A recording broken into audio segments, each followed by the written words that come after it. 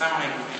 So today's khotba was basically, it's the fourth part of the khotba about changing your thinking and thinking outside the box. So we're going to talk about the Sahaba today, and specifically Sayyidina Umar. You hear often people saying, oh, I want to be like Sayyidina Abu Bakr, or I want to be like Sayyidina Umar. But how can you say that you want to be like someone if you don't know, or you don't have the full angles, or the full spectrum of their character, or the situations they were put in? So people often think of the Sahabas are just people who prayed, fasted, and were involved in a lot of wars. Or when I say the word Sahaba, people just think, oh, someone who's wearing some white garment, has a sword here, and is just involved in a lot of praying, and that's it. Well, that's not true.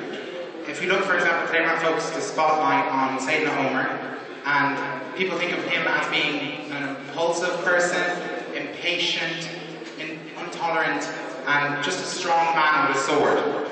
So we need to have a kind of a multi-dimensional view of him.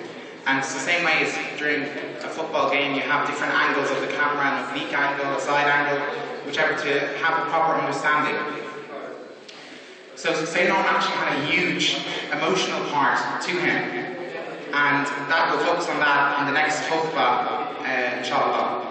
So if you look at his thinking, or in his time, they had, the judge was completely independent of the state. So that meant that his decisions were not influenced by the person in command, and at the same time that his income was not coming from that person, so it wasn't coming from the state. He had an independent income, so that therefore his decisions weren't in any way put under scrutiny or in any way.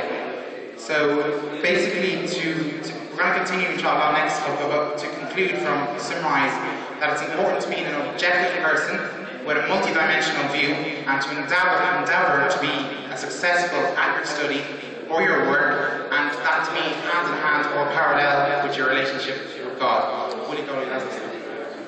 The next thing, just to remind you all of that, inshallah, the Arabic lessons are starting, and they'll be on Sunday, and there's 3 different levels. There's the beginners, which are, I think, from the age 7 to 14, then they go to the adults and the little children.